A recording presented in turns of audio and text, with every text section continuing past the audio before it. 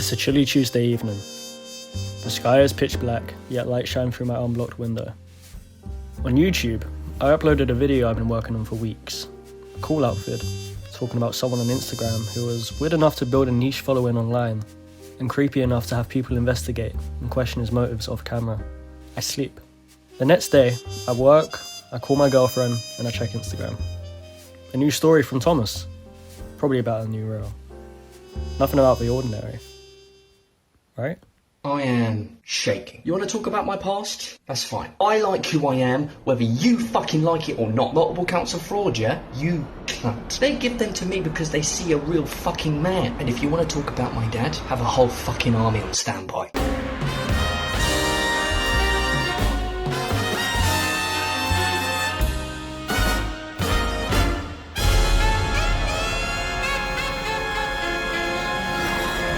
Thomas is the type of guy to shoot someone and say the gun got put in his hand. After all the footage and posts he's allowed onto the internet, you'd think someone of his notoriety would learn how to take a step back when in hot water and learn how to deal with controversy without doubling down. But I guess it's harder for some people to keep calm, especially when they're unhappy with things not going their way. But the fact is that Thomas, time and time again, has proven that he has no place on the internet beyond being a creep who doesn't seem to change no matter how often he's called out on his wrongdoings. And this isn't a video belittling a man on his past, because if he is right about anything, it's that we all have one. But what distinguishes us from our past is that we learn from it. That is something he clearly hasn't done. So today, I'll be analysing the character that he is, based on post history, videos, and messages sent to the followers and the sort.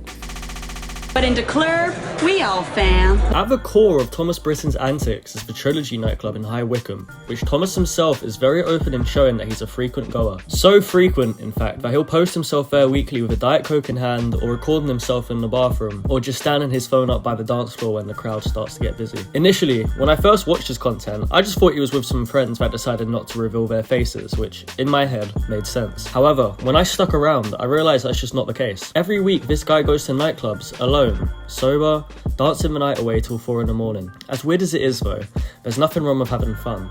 It's not a crime to go out by yourself to a club. What is a crime though, is taking advantage of drunk women. Being the sober man in a club full of people off their nut is weird as is, but when you're bragging about how often you pull at these clubs, it becomes very clear that if he is to pull at all, it's usually by taking advantage of drunk women who aren't in the mindset to give consent. So it's either this guy has consistently admitted crimes at the club, or he's a liar who has made up scenarios over and over to, I don't know, prove something. I have been provided a conversation from a viewer of a past video who has wished to remain anonymous. The viewer asked Thomas about his habits in Trilogy. Thomas replies with what are very clearly AI-generated responses as an attempt to appear stoic and calculated in his replies. The more that said viewer accuses Thomas of kissing drunk women while sober, the more we see the mask crack. It eventually reaches the point where Thomas stops sending paragraphs and begins making weird, slightly threatening remarks. Don't make me repeat myself again, for example. It really seems like this guy goes to the club alone just for the sake of bragging rights, which in itself is just...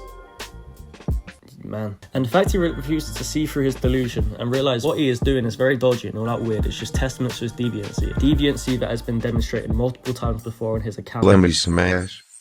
Please. Time and time again, I've had to stop myself ripping my own eyes out after seeing videos of this guy touch himself on camera, talk about his dick like it's a prized possession, and listen to him moan while wearing his dad's fucking company uniform. It's ridiculous. I've never seen someone with this much standing on the internet be so openly obsessed with sex, so creepy about it that it alone drives away his chances of ever pulling in this lifetime. It goes without saying that this guy is and has been a sexual deviant, and that nothing has changed, even since posting that snap where he asked for a lap dance from everyone in his school while looking like Voorhees with a mask off. Every conversation and interaction that has been had with women who interact with him eventually results in talking about sex. I mean, the man is utterly shameless. I've had to watch this guy demonstrate how he eats pum while looking like a kitten drinking milk for the first time. He's been so liberal in showing this on the internet that I'm surprised there haven't been more excuses of mental health after all this evidence. The reason I didn't show the infamous Teddy shagging video was because at the time he was below the age of 18 when he recorded it. But again, it reaches a point where ignoring your mistakes dooms you to repeat it, so everything I found I will have shown in this video. He assures that women never feel uncomfortable around him, but yet when every conversation with someone of the opposite gender turns into a sexually charged demonstration, it becomes a problem. Trying to pull women at clubs too while being fully sober as if that will make his chances any better isn't a lucky night out. That's a calculated form of sexual deviancy that takes advantage of people who can't think straight. But what about when the other person says no? What happens when it goes to shit for him? I am now going to play an uninterrupted recording of an anonymous viewer who has had interactions with Thomas since she was 16 and he was 19. I will keep the name redacted, but I have a feeling Thomas will not be respecting these wishes and will end up doxing the woman in question, in which case I will be taking legal measures. So I met him in 2020 originally, but then I actually ended up going to the same uni as him. So when I joined uni, the biggest nightclub in that area is a nightclub called Trilogy Nightclub, and that's like the most popular place. It's open until like I think like 3 o'clock in the morning, so everybody goes there. So when I first got to uni, I went to Trilogy, obviously, because everyone goes there, and he was there.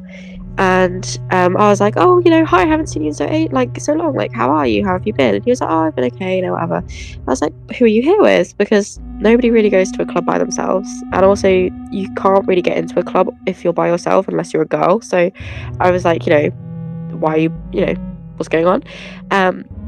He said he was by himself, so I felt really bad because I didn't know that this was a regular thing that he did. Like, I didn't know that he always goes to the club by himself. So I was like, oh, okay, like, do you want to hang around with us for a little bit? Like, you know, like, I feel really bad that you're by yourself. And he was like, oh yeah, okay, no problem. So he hanged around with us. Like, he didn't dance, he didn't really do anything. I assumed he was drinking because he was holding like a Diet Coke, which, you know, I now know is a Diet Coke, but like when you're in a club and you see someone with a drink in their hand, like you assume it's alcohol and that they're also getting drunk, but he was just stone cold sober the whole time. And he basically started like putting his hand around my waist and like touching me, and I just kind of kept on like moving away from him, being like, no, like I'm okay, you know. And then he actually like went in like to kiss me, and I was like, no, I'm okay, I'm good, like, no, you're good, like. And then we sort of separated from him after that because it was a bit awkward. And then I saw on his Instagram he was making loads of reels about, you know, oh, when a girl rejects you after having the whole night together and things like that. And me and my friends were pissing ourselves because we were like, what? Like, I was just trying to be nice, you know. I was just trying to be a nice person.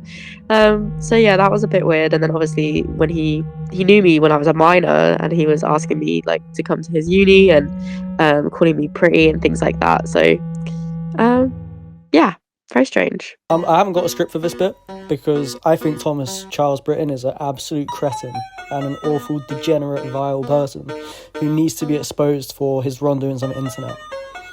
It's quite funny because when I first started watching this guy online, I just thought he was some like nobody who had a bit too much confidence but wasn't actually causing any harm to anyone.